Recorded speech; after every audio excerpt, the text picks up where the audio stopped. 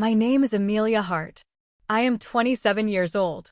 And at my own wedding, surrounded by 300 guests under chandeliers that cost more than my first car, something happened that I will never forget. His family insulted my father. Not in private. Not behind closed doors. Right in front of everyone. They mocked his clothes. Called him a poor man. Said he didn't belong at his own daughter's wedding. And him, my fiancé, the man I had given 2 years of my life to, the man who promised to love me, protect me, stand beside me. He just stood there smiling. That's when something inside me broke. Not shattered into anger. Not exploded into tears. Something much more dangerous happened. I became completely calm. And before I tell you what I announced that night, before I show you how their empire crumbled, you need to understand something. You need to understand who my father really was. Take a moment to like and subscribe to the channel. Tell me your country in the comments. Now, let's begin. The lights were warm and golden that night. Soft music drifted through the air like honey. Everywhere I looked, people were laughing, raising glasses, celebrating. The entire hall looked like something from a dream. Crystal chandeliers dripping light. White roses arranged so perfectly they almost looked fake. Tables covered in silk that probably cost more than my mother's monthly salary. It was supposed to be the happiest night of my life.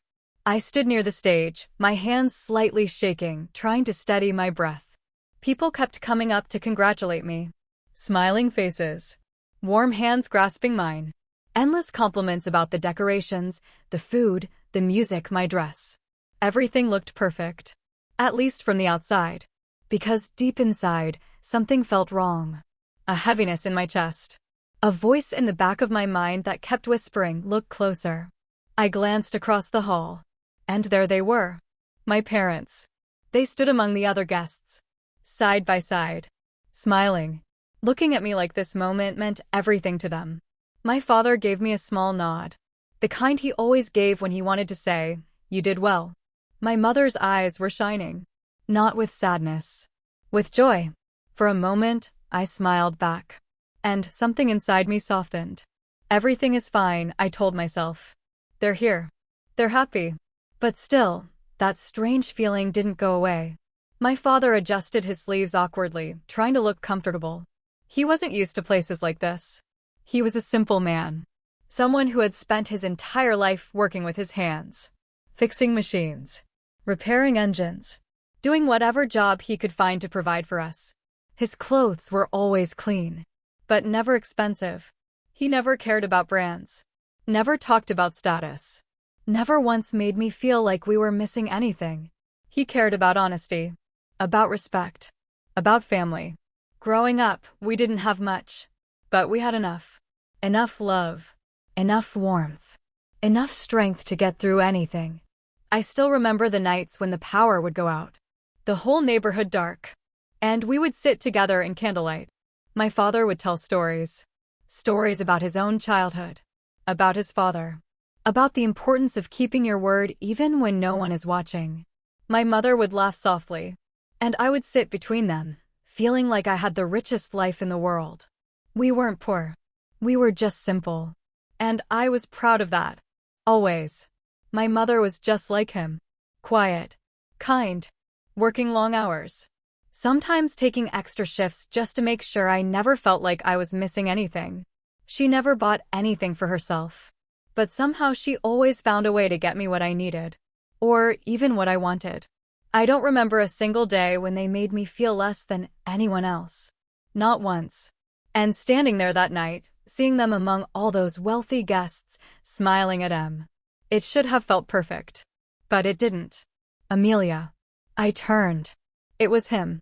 Daniel. My fiancé. He looked perfect in his suit. Tailored. Expensive. Confident. Calm. Completely at ease in this world. Because this was his world after all. Luxury. Power. High society.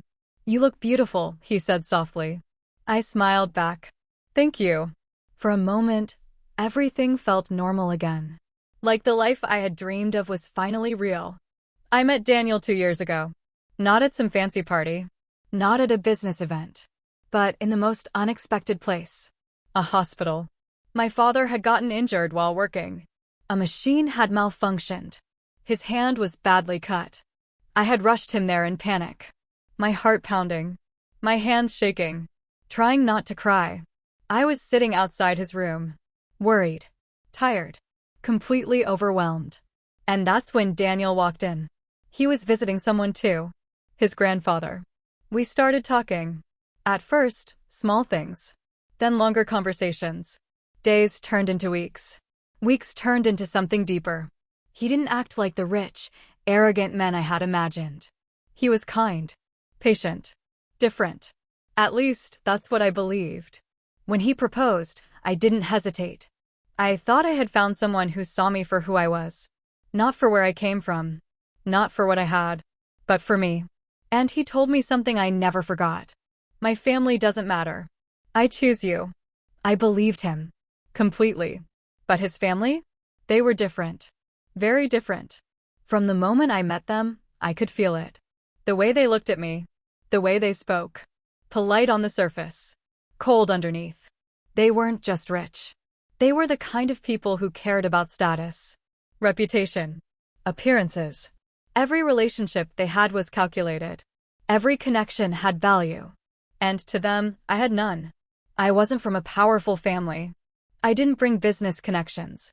I didn't come with wealth, influence, or a name that could benefit them. More than once, I heard small comments hidden behind smiles. Daniel could have done much better. There were so many suitable matches. Why would he choose someone like her? His father never said much. But the way he looked at me was enough. To them, I wasn't one of them. I was someone who didn't belong. Someone who didn't fit into their perfect world. Still, I tried. I stayed respectful. I stayed calm. It will get better, I told myself. Once we're married, things will change. Love will be enough. I looked at my parents again. Still smiling. Still talking to the guests around them. Like everything was normal. But then something felt strange. I looked at Daniel's mother. She was staring at my parents. Not smiling.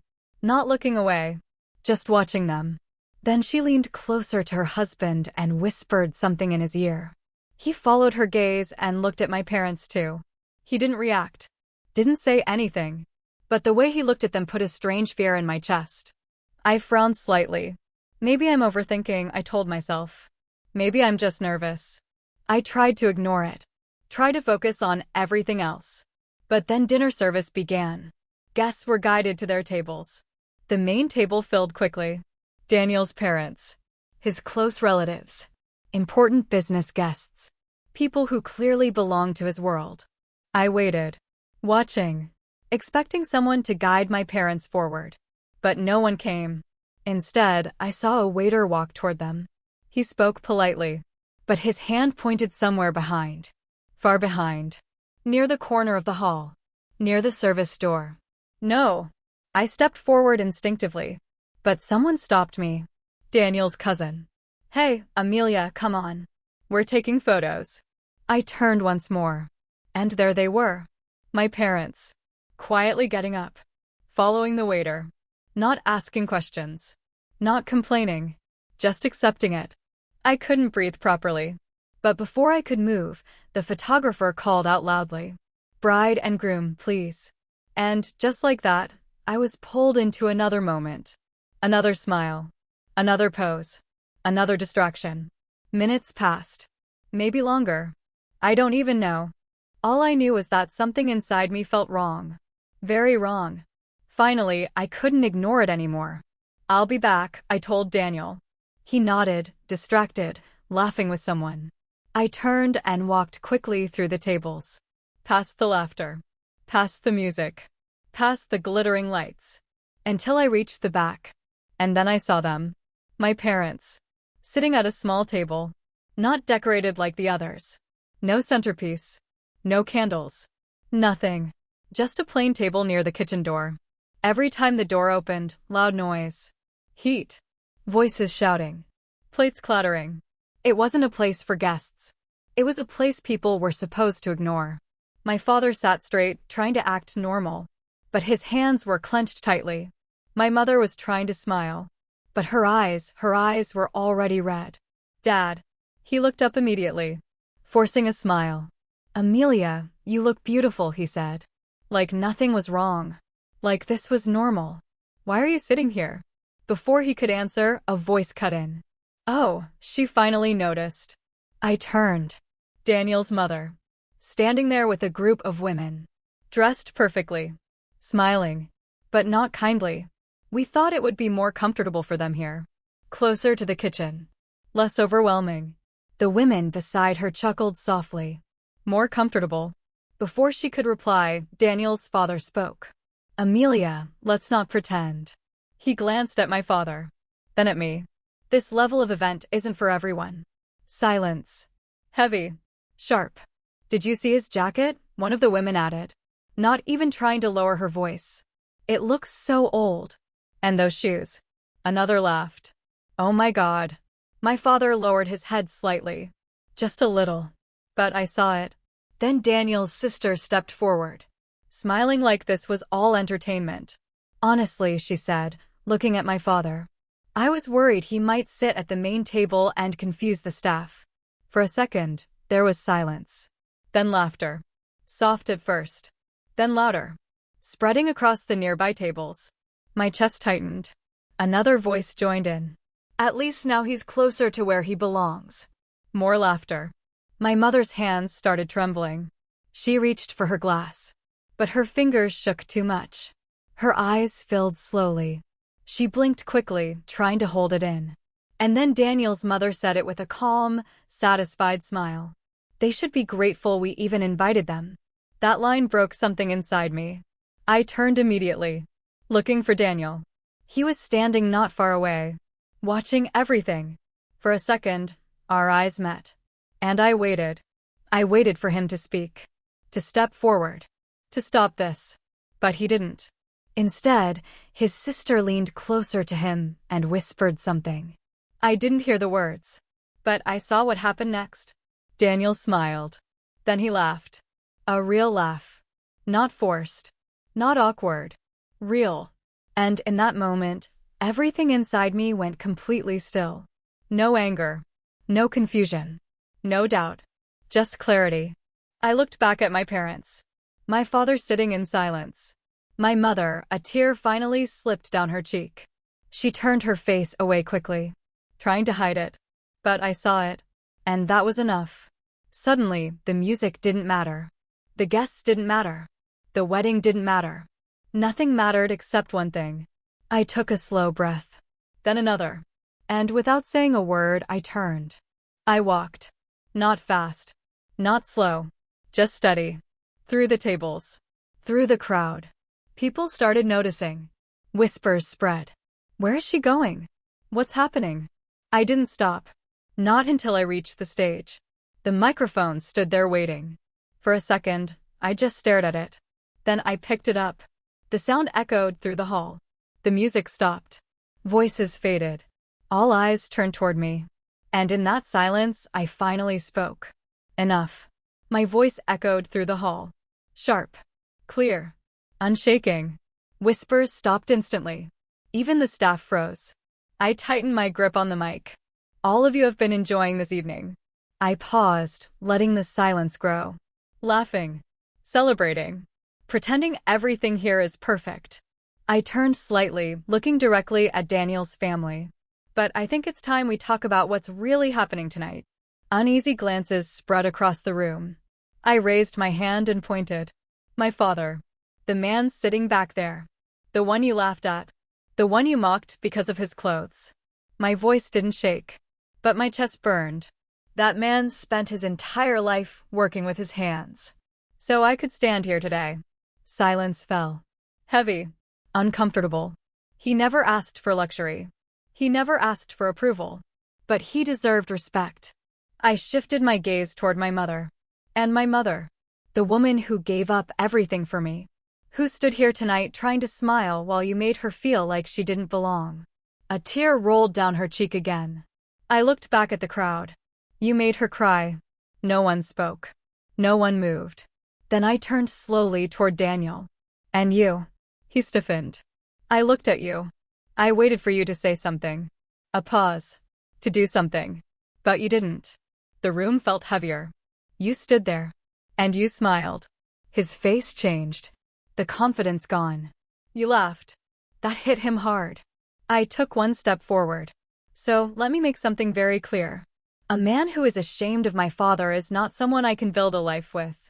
Gasps spread across the hall. Daniel took a step toward me. Amelia, wait. I raised my hand, stopping him. No. Silence again. Then I smiled. Just slightly. But that's not the only thing you should be worried about. Confusion spread. Fear followed. I looked at his parents. You spent the whole night deciding where my father belongs. I paused. Now let me show you where you stand. The room held its breath. The investment firm that owns a major share in your company. I stopped, letting the silence stretch, letting the confusion grow. Belongs to me. For a second, no one reacted. Then the room shifted. Whispers. Frowns. People turning to each other. Daniel's father stepped forward suddenly. His voice sharp. What nonsense is this? I looked at him. Calm and steady. Not nonsense. Facts. His jaw tightened. That firm is one of our biggest investors. I nodded slightly. Yes, it is. A flicker of confusion crossed his face. Then don't be ridiculous. We know every major investor we work with. That's when I smiled. Just a little. No, I said quietly. You know the name of the firm. You know the contracts. But you never cared enough to know who stands behind it. Silence. The firm is registered under a holding company, managed through legal representatives. I took a small step forward. And I am the majority owner behind it. Now it hit.